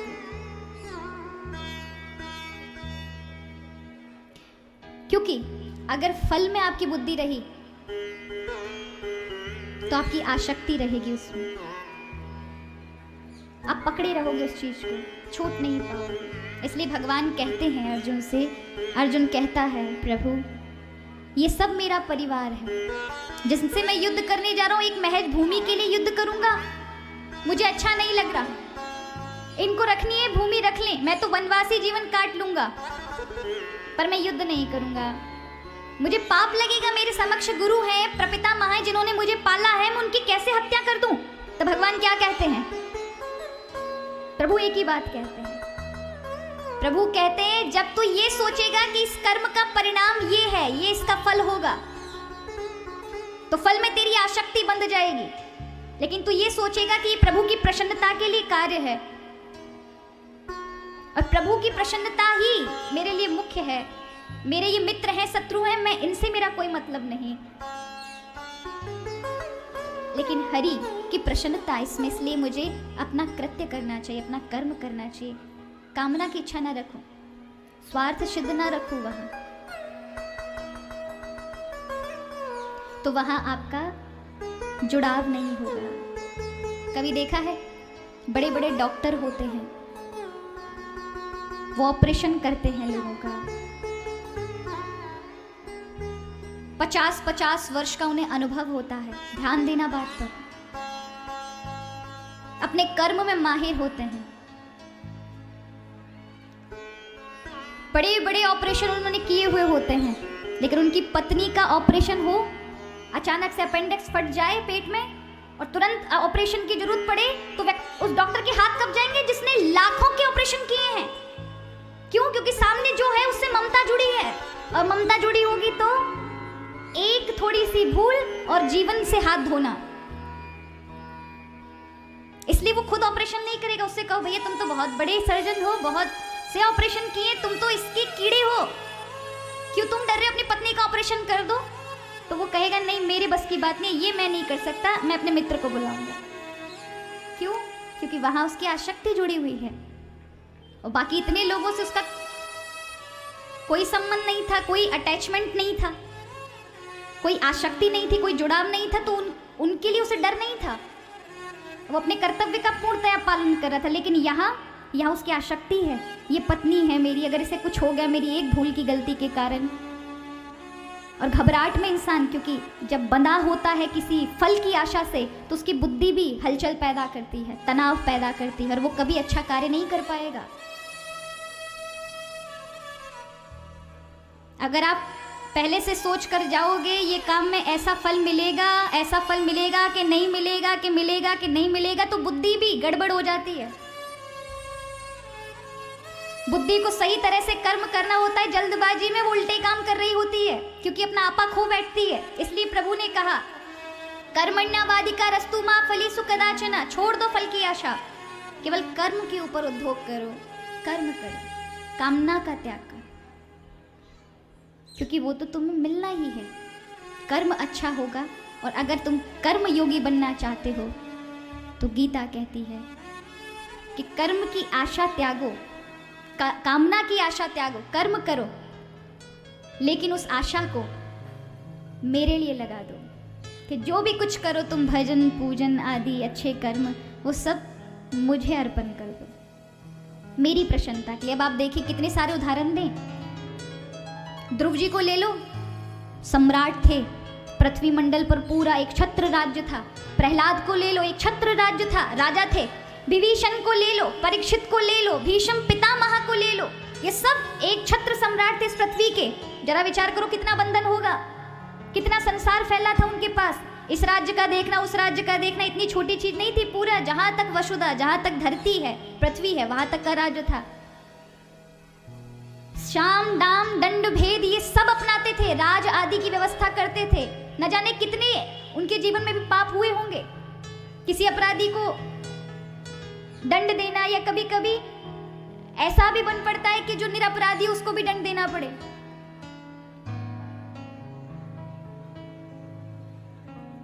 लेकिन महाराज वो कर्म योगी थे, सब कर्म करते थे, लेकिन कर्म की उस फल में आसक्ति नहीं थी। वो भगवान का ही स्मरण करके करते थे कि सब कुछ प्रभु का है, प्रभु ने तो सेवा दी, हम तो उनके सेवक हैं, ये प्रभु का कर्तव्य है, तो वो कर्म योगी है। और जो ये सोचे नहीं ये मेरा है, मैं कर रहा हूं, इससे मुझे ये फल मिलेगा, तो उसे भोगना पड़ेगा, वो बंधन में आएगा, उसको उस कर्म का सबका दंड प्रावधान झेलना होगा। ऐसे समझे एक बार शिवाजी, वीर शिवाजी अपनी महल की छत पर घूम रहे थे। उन्होंने देखा कि उस राजमहल के उस रास्ते से उनके गुरुदेव जा रहे हैं, समर्थ रामदास, भीख मांगते हुए, हाथ में कटोरा था, भीख मांग रहे हैं। तो शिवाजी को अच्छा नहीं लगा। उन्होंने कहा ये मेरे गुरु हैं और मैं इस राज्य का राजकुमार हूँ, राजा हूँ, युवराज हूँ, और मेरे गुरु भीख मांगे लोगों से, सामान्य जनों से, ये तो मेरे लिए बड़ी नीचता की बात है। कैसा शिष्य हूँ मैं। उन्होंने कुछ एक पत्र में लिखा, दौड़ कर आए और अपने गुरुदेव के कटोरे में डाल दिया। गुरुदेव ने उस पत्र को पढ़ा तो उसमें लिखा था, गुरुदेव आज से सारा राज्य मेरा है, आप भीख ना मांगे, मुझे लज्जा आती है, आपका शिवा। गुरुदेव ने पढ़ा तो मुस्कुराए। उन्होंने कहा तुम ये सोचते हो हम भीख इसलिए मांगते कि लोग हमको दें? हम इसलिए मांगते हैं कि उनके पास जाएंगे तो थोड़ा सत्संग हो जाएगा। हमें कोई आवश्यकता नहीं है भीख मांगने की, पर लोगों से जब जाएंगे तो मिलना हो जाएगा, इसलिए जाते हैं। लेकिन तुमने हमको अपना पूरा राज्य दिया है, तो आज से ये मेरा राज्य है और मैं तुम्हें देता हूँ, मेरे राज्य का भली भांति पालन पोषण करना। तो गुरुदेव की उस बात को मान करके शिवा ने ये जीवन में अपना लिया था, शिवाजी ने, वीर शिवाजी ने, कि ये मेरा राज्य नहीं है, ये मेरे गुरुदेव का और मेरा कर्तव्य है कि इसे भली भांति संचालन करना। यहाँ अगर मेरा राज्य होता तो एक बार को मैं लापरवाही कर सकता हूँ, लेकिन ये मेरे गुरुदेव का राज्य है और गुरुदेव की सेवा सर्वोपरि होनी चाहिए। इसलिए मेरे जीवन का लहू भी बह जाए तो भी अपनी प्रजा की रक्षा सुरक्षा करूँगा। इसी को कहते हैं कर्मयोग, यानी अब आसक्ति नहीं है उसमें, वो गुरु का हुआ। इसी तरह से जो भी कर्म करो ये प्रभु का है, मेरा नहीं, मैं तो सेवक हूँ। तो उस चीज में आपके अंदर फल की आशा नहीं रहेगी, फिर कर्म की आशा रहेगी। तो यहाँ तापत्रय विनाशाय, भगवान दुखों को निवारण करते हैं। श्री कृष्णाय वयम नुमः, श्री कृष्ण को हम वंदना करते हैं और प्रभु का वंदन करना चाहिए। वंदना करते तो क्या क्या क्रिया करनी पड़ती है? जब हाथ जोड़ते तो क्या करते हैं? ऐसे दोनों हाथ जोड़ने पड़ते हैं ना। फिर वंदन के साथ साथ, वंदन का मतलब होता है कि हाथ जोड़ के प्रणाम करना, मस्तक को झुकाना। इसका मतलब है कि ये हाथ जो है ये काम करते हैं, उद्योग करते हैं, इसलिए क्रिया शक्ति। क्रिया शक्ति के साथ मस्तक को नमन करना यानी बुद्धि शक्ति, कि मैं अपने तन से, क्रिया शक्ति से और बुद्धि से ये दोनों शक्तियाँ आपको अर्पित करता हूँ। अगर उसमें हृदय जुड़ जाए तो साक्षात प्रणाम प्रभु लेते हैं। इसलिए कभी भी प्रणाम करो तो हृदय से करना चाहिए। हृदय से प्रभु के समक्ष जाओ, दोनों हाथ जोड़ो, नमन करो और हृदय से करो, प्रभु आपने मुझे क्या नहीं दी, 2 आंखें दी, कितने ऐसे नेत्र नहीं है उनके, ना देख सकते हैं, संसार का कोई उन्हें रंग रूप आदि दृश्य नहीं दिखता। हम कितने धन्य भाग्य कि संसार देखने के लिए हमें 2 नेत्र मिले। कोई गारंटी नहीं आज आपके पास ये नेत्र की ज्योति है कल को चली जाए, एक पल में चली जाए, जाती है लोगों की। पर धन्य भागी है कि हमारे पास सुरक्षित रूप से प्रभु ने दे रखी है। पर इन नेत्रों से हमने क्या किया? केवल संसार के रंग रूप ही देखे। क्या कभी इन आंखों ने आधा घंटा भी प्रभु को निहारा? क्या प्रभु को देख करके अपने जीवन पर देखकर प्रभु की कृपा महसूस अनुभव की? 2 कान दिए, बड़ा अच्छा सुनते हैं, हम कथा सुन रहे हैं बड़े आनंद से। कई ऐसे जिनके पास नहीं है कान, सुनने की शक्ति नहीं। कान तो है ये हैं दिखावटी, लेकिन अंदर की शक्ति नहीं है। हम धन्य भागी हैं कि जो हमें सुनने, श्रवण योग्य ये कान मिले। किसी के पास वाणी नहीं है। आप सब बहुत मीठा मीठा बोलते हैं, सबको वाणी प्रदान की। किसी के पास पाँव नहीं, वो कथा तक नहीं आ सकते। हाथ नहीं है, खा नहीं सकते, लोगों को खिलाना पड़ता है। प्रभु ने सब कुछ दिया। कईयों के पास सारा शरीर है लेकिन बुद्धि नहीं है। आप देखें विश्व भर में भ्रमण करके कैसे कैसे जीव अपनी इन शारीरिक अवयव ना होने के कारण दुखी हैं। हम कितने धन्य भागी, ये सब हमें प्राप्त है। केवल धन के लिए दुखी होते, वो तो आपको परिश्रम से खुद पैदा करना होगा, उसे आप भगवान पे नहीं थोप सकते। जो देने योग्य चीजें भगवान ने एक समान सबको दी है, वही अन्न आपको दिया है, जिस अन्न के बिना जीवन नहीं है। उस अन्न के लिए तो आपको मेहनत करनी पड़ती है, जाना पड़ता है, परिश्रम करना पड़ता है, बोना पड़ता है, फिर प्रतीक्षा करनी पड़ती है, तब कटकर और आपके मुख तक पहुंचता है रोटी बनकर। लेकिन जल के लिए इतनी मेहनत नहीं करनी पड़ती। जल के लिए महाराज कहीं भी नदी तालाब में चले जाओ, भरो 1 लोटा और पी लो। लेकिन सबसे अधिक श्वास जिसके बिना आप जी नहीं पाओगे, वो बैठे बैठे मिलती है एक ही जगह। अगर ये अगर एक बार भी गई और दोबारा ना आई तो मारे जाओगे। उसके लिए कहीं नहीं जाना पड़ता आपको, वो वहीं बैठे बैठे आपको प्रभु देते हैं। जाना पड़ता है क्या? पानी के लिए तो चलो ये है कि आप 2 घंटा प्यासे भी रह जाओगे तो कोई परेशानी ना है, आप मरवे वाले नहीं हो। लेकिन श्वास के लिए ऐसा कहना पड़ता है कि आधे घंटे रुको, श्वास लेकर आ रहे हैं। नहीं गई ना महाराज, सोई कछूना है। लोग आपको तुरंत कह देंगे, जो बने फिरते थे फूलचंद सेठ जी, उनको फिर कल कहेंगे लोग कि भैया मिट्टी को नीचे उतारो। उनको कोई फूलचंद नहीं कहेगा, फिर कोई रामचंद नहीं कहेगा। लोग कहेंगे बॉडी को ले आए आप हॉस्पिटल से, अरे मिट्टी को नीचे उतारो, मिट्टी को चिता पे चढ़ाओ। कोई ये नहीं कहेगा फूलचंद को चिता पे चढ़ा दो, नहीं कहेंगे, नाम हट जाएगा। कितनी कृपा की है प्रभु ने, सब कुछ तो दिया। बैठे बैठे आपको श्वास मिलती है, कहीं अन्यत्र जाना नहीं पड़ता। इस श्वास की कीमत मुझे बद्रीनाथ के यात्रा में पता चली, कितनी कीमती हैं ये श्वासें। प्रतिदिन 24 घंटे में आप 21 से 22 हजार श्वासें ले लेते हो।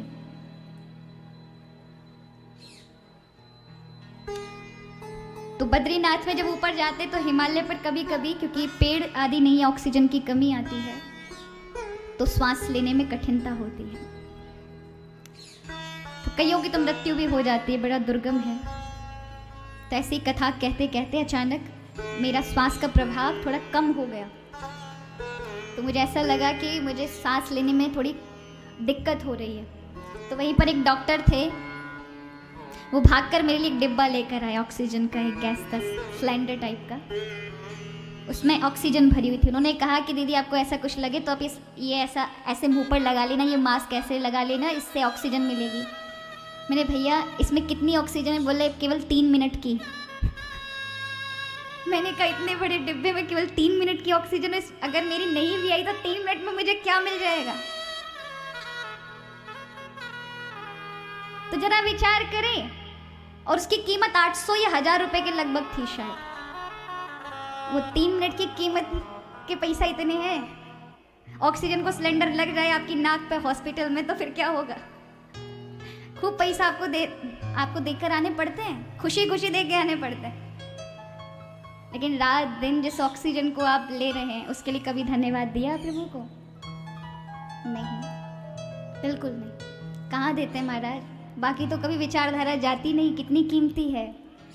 इसलिए कहा श्वास श्वास में राम रट, वृथा श्वास क्यों खोए, ना जाने या श्वास को आवन होए ना होए।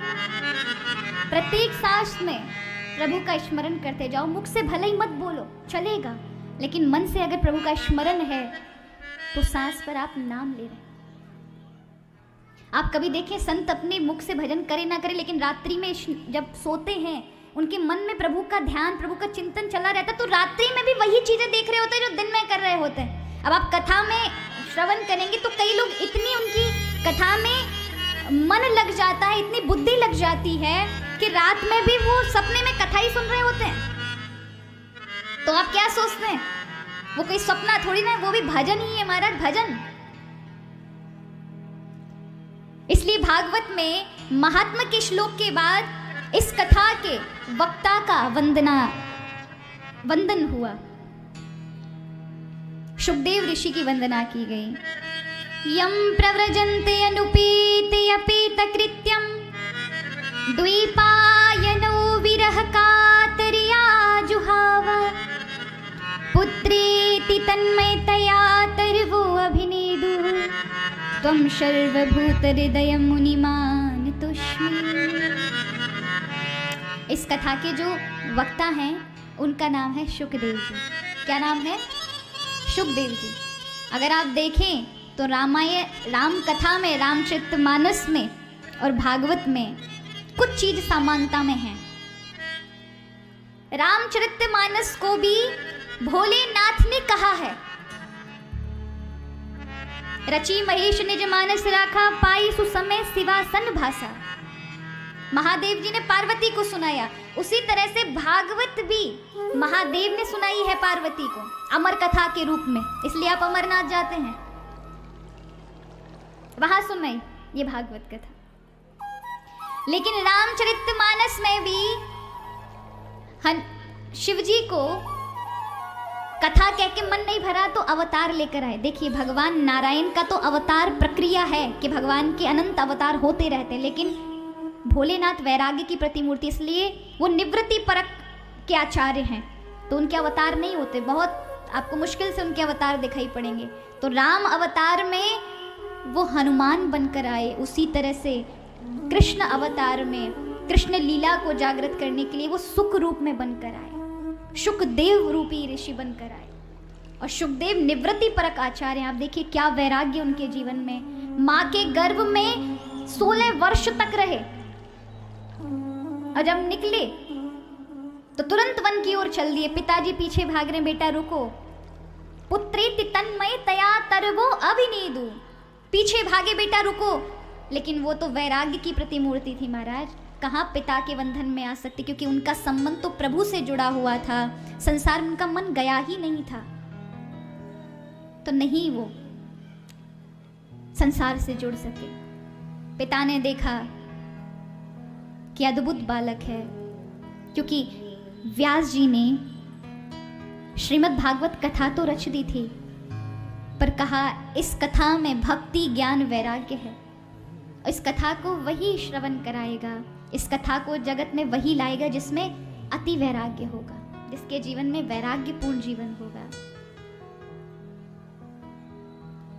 तो 80 वर्ष की आयु में भी ऐसे पुत्र की इच्छा हुई जो अति वैराग्य से संपन्न हो। तो शुकदेव जी यानी भोलेनाथ ही पुत्र स्वरूप में आए, भागवत का दर्शन कराने, भागवत को जन जन तक पहुंचाने के लिए। और आपको पता है भागवत तभी सफल होती है जब वक्ता और श्रोता समान भाव वाले हों, वक्ता भी वैसा ही निष्प्रही हो, भावपूर्ण हो, भगवत भक्त हो, श्रोता भी वैसे हो, तो भागवत का असर होता है। अगर नहीं हो तो नहीं होता। परीक्षित को ले लीजिए, परीक्षित ने भी गर्भ में, ये परीक्षित किसके पुत्र हैं? पांडवों में जो अर्जुन थे, अर्जुन की पत्नी थी सुभद्रा, सुभद्रा के पुत्र थे अभिमन्यु, और इन अभिमन्यु का विवाह विराट राजा की कन्या उत्तरा के साथ हुआ था। उत्तरा गर्भवती थी, अश्वत्थामा ने उसके गर्भ को नष्ट करने के लिए ब्रह्मास्त्र का प्रयोग किया, और जब ब्रह्मास्त्र का प्रयोग गर्भ में हुआ, बालक अंदर था मां के पेट में, ब्रह्मास्त्र उसे नष्ट करने लगा, तो हरि दौड़े और प्रभु ने बचाया।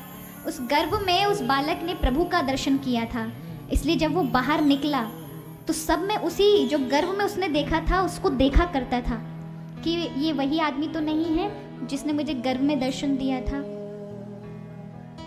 और जब उसे नहीं दिखाई पड़ता ये वैसा नहीं है तो हट जाता। इसलिए वो परीक्षा करते थे। उस बालक का नाम परीक्षित पड़ा, जिस कथा के मुख्य श्रोता हैं, जिनकी वजह से ये भागवत कथा हम तक पहुंची। और हम सभी परीक्षित है। अगर अपनी जीवन से ये कथा को अगर हम देखें, दृष्टि डालें, तो सब परीक्षित है। सभी माँ के गर्भ में रहते हैं और गर्भ में भगवान हमें बचाते हैं। कैसे बचाते हैं? प्रभु ने ऐसे ऐसे सुंदर चीजें हमें दे रखी हैं शरीर के अंदर कि बाहर तो माँ चलो दूध, तुम आप रो तो दूध पिला देगी, लेकिन अंदर आप पड़े हैं तो कौन सी माता जी है जो जाके आपको दूध की बोतल लगा दे? नहीं लगा सकती ना, इसकी क्षमता नहीं है। लेकिन वहां पहुंचकर आपको पोषण देना, अन्न आदि देना, क्या साइंटिफिक चीजें बनाई है, बिल्कुल वैज्ञानिक तौर पर सारी तकनीक बनाया हुआ है शरीर। और 7 दिन ही परीक्षित के पास है। जो भगवान की खोज करे वही परीक्षित है। प्रभु से मिलने की आतुरता जिसके अंदर है वही परीक्षित है। हम सबको परीक्षित जैसा होना चाहिए। परीक्षित के पास 7 दिन थे, हमारे पास भी 7 ही दिन है महाराज। रविवार से लेके शनिवार, यही 7 दिन के बीच में हमें तक्षक नाग डसेगा। तक्षक नाग माने काल व्याल मुख ग्राश त्राश निर्नाश हेतवे। काल रूपी तक्षक सबको डसेगा, सबकी मृत्यु निश्चित है इन्हीं 7 दिनों के बीच में। हाँ या ना? सबको मरना है, ये सत्य है।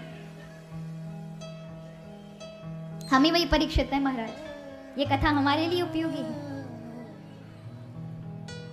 और शुकदेव जैसा तपनिष्ठ तपोनिष्ठ साधु ही जीवन में आए तो प्रभु से संबंध हो जाता है। गुरु ही जीवन में आते हैं जो हरि से जोड़ देते हैं। और मुक्त हो गया परीक्षित।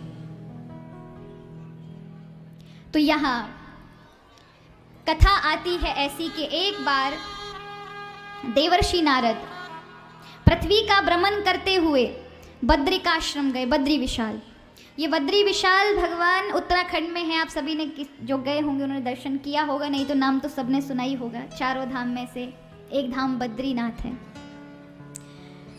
तो वहां ब्रह्मलोक से उतर करके सनकादिक ब्रह्मा जी के 4 पुत्र जो सृष्टि के आरंभ में प्रकट हुए थे, सनक सनंदन सनातन सनत कुमार, ये आए। अब ध्यान दीजिएगा, भगवत कथा महाराज किसी लोक में सुलभ नहीं है। हम बड़ भागी, इसलिए कहा दुर्लभो मनुष्यो देहो देहिनाम क्षण भंगुरा। ये बहुत दुर्लभ है मनुष्य शरीर, और उसमें भी भगवान की कथा मिल जाए तो भगवत कृपा समझिए। क्योंकि किसी भी धाम में, ना साकेत में, ना गोलोक में, ना ब्रह्मलोक में, वहां से भी संत महात्माओं को उतरकर पृथ्वी पर आना पड़ता है कथा सुनने के लिए, प्रभु की चर्चा सुनने के लिए। और हम भाग्यशाली हैं कि प्रभु की कथा हमें मिली। तो ब्रह्मलोक से ये सनकादिक ऋषि आते हैं, और इन सनकादिक ऋषियों ने देखा नारद जी जा रहे हैं, दुखी हैं। पूछा, क्यों आप दुखी हो?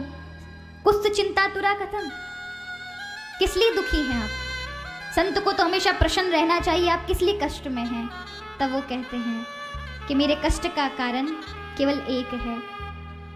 मैं इस कलयुग में, ये युग जो चल रहा है, भारतवर्ष में आया, सोचा देखूं युग का क्या प्रभाव है। तो मैंने देखा हर जगह अधर्म है, अधर्म का बोलबाला है, स्वार्थ ही स्वार्थ है सब जगह। प्रभु का भजन में भी स्वार्थ है। मैं अनेक तीर्थों में गया, हर जगह मुझे अशांति मिली। लेकिन जब श्रीधाम वृंदावन आया, प्रेम की नगरी थी इसलिए शांति तो थी, लेकिन मैंने देखा कि वहां पर उस वृंदावन धाम में यमुना किनारे पर एक स्त्री रो रही है और उसके पास 2 पुरुष पड़े हुए हैं। तो मैं दुखी हो गया, कौन है स्त्री, क्यों रो रही है? मैंने पूछा, वो स्त्री कहती है, महाराज भोवो शादो छड़म तिष्ठा मचिंतामपि नाशया दर्शनम तव लोकस्य सर्वथा अगहरं परम। महाराज रुक जाइए, मेरे कष्ट का निवारण करिए। मेरे 2 पुत्र हैं, इनको मूर्छा आ गई है, ये मूर्छित हो गए हैं, इन्हें आप स्वस्थ करिए। अब ध्यान दीजिएगा, ये वृंदावनी हृदय है। क्या है? हृदय है। भक्ति हम सबके जीवन में होती है, भाव होते हैं, लेकिन हमारे ज्ञान और वैराग्य मूर्छा में पड़े हैं, सोए पड़े हैं, भक्ति सोई पड़ी है। इसलिए जब कुछ दुख आता है तो दुनिया के लिए तो आंसू भर भर के निकलते हैं, रोएंगे खूब, लेकिन जब प्रभु की बात आती है तो आंखों के सरोवर सूख जाया करते हैं, निकलते ही नहीं महाराज। और जब तक आपके नेत्रों में प्रभु भक्ति के भाव के अश्रु नहीं निकलेंगे, तब तक जीवन में भाव नहीं आ सकता, तब तक जीवन में भक्ति जागृत नहीं हो सकती, तब तक मन शुद्ध नहीं हो सकता। क्योंकि मन में इतना मैला जमा हुआ है महाराज, और जब तक रगड़ाई नहीं होगी, जब तक घिसाई नहीं होगी सत्संग के साबुन की, और ठाकुर जी के भाव की लीलाओं का पानी नहीं पड़ेगा, तब तक महाराज मन शुद्ध नहीं होगा। और आपको किसका जल चाहिए इस मन को साफ करने के लिए? केवल भावमय अश्रुओं का। प्रभु किससे मिलते हैं? संसार में आप चाहे कितनी तिकड़मबाजी करो प्रभु को अपनाने के लिए, यज्ञ करो, जप करो, तप करो, लेकिन जैसे एक नन्हा सा बालक रोने लग जाए, कुछ ना सूझे उसे, कैसे मैया मिलेगी, रोए रोए केवल रोए, तो माँ दौड़ कर आती है, आखिर मेरा बच्चा रो क्यों रहा है। उसी तरह से जब भक्त रो पड़ता है ना, ठाकुर जी सहन नहीं होता, उन्हें आना पड़ता है। इसलिए वो ये रोना वो रोना नहीं है, ये वो रोना है जो भाव से, बिना स्वार्थ निश्चल भाव से प्रभु के लिए रो पड़े, भावमय हो जाएं, भूल जाएं, केवल प्रभु याद रहे, तड़प पैदा हो जाए तो हरि पिघल जाते हैं।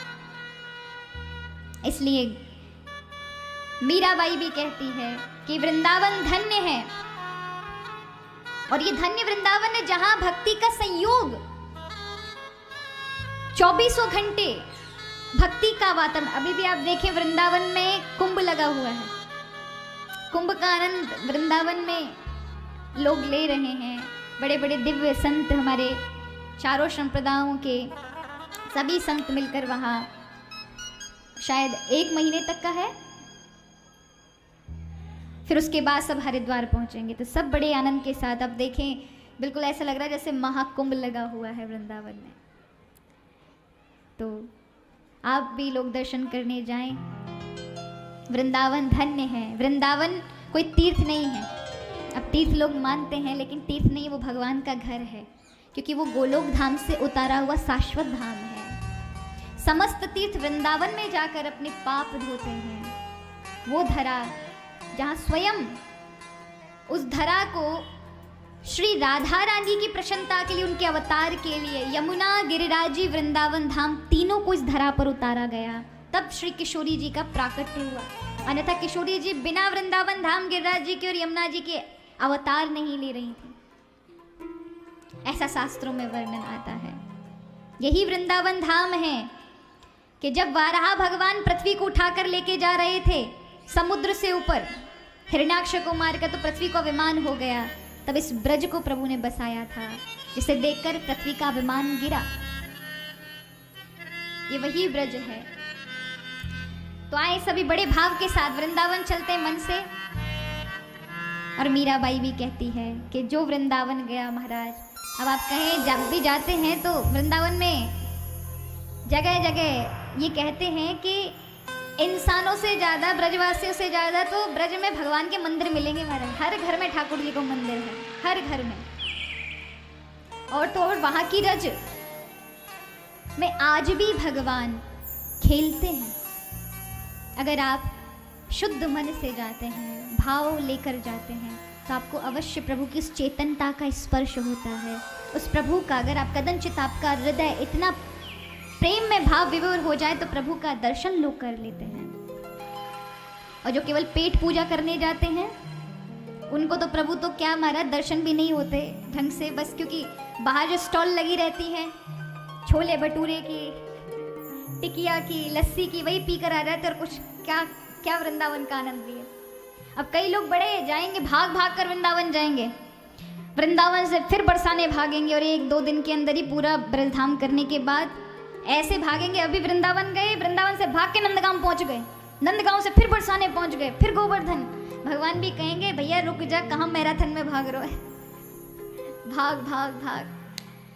अब भाग चलो वो भी ठीक है, दर्शन करें, लेकिन जब जाते हैं तो खुशी होनी चाहिए ना चेहरे पे, ब्रज से आए हो, पर खुशी नहीं होती। थके हुए और आकर पड़ जाते हैं, बीमार पड़ जाते हैं, और पूछो कहाँ से आ रहे हो, बोले ब्रज से आ रहे हैं। क्या लेकर आए? थकावट। आनंद लेकर आना चाहिए। एक ही जगह बैठ करके वहां प्रभु का स्मरण करना चाहिए, यमुना जी का स्पर्श करना चाहिए, थोड़ी देर बैठना चाहिए। कहाँ की भागा दौड़ी हमारा। तो आइए सभी तन से यही बैठकर बासोपट्टी में और मन से चलते हैं श्री धाम वृंदावन। मीराबाई कहती हैं, लागे वृंदावन नीको,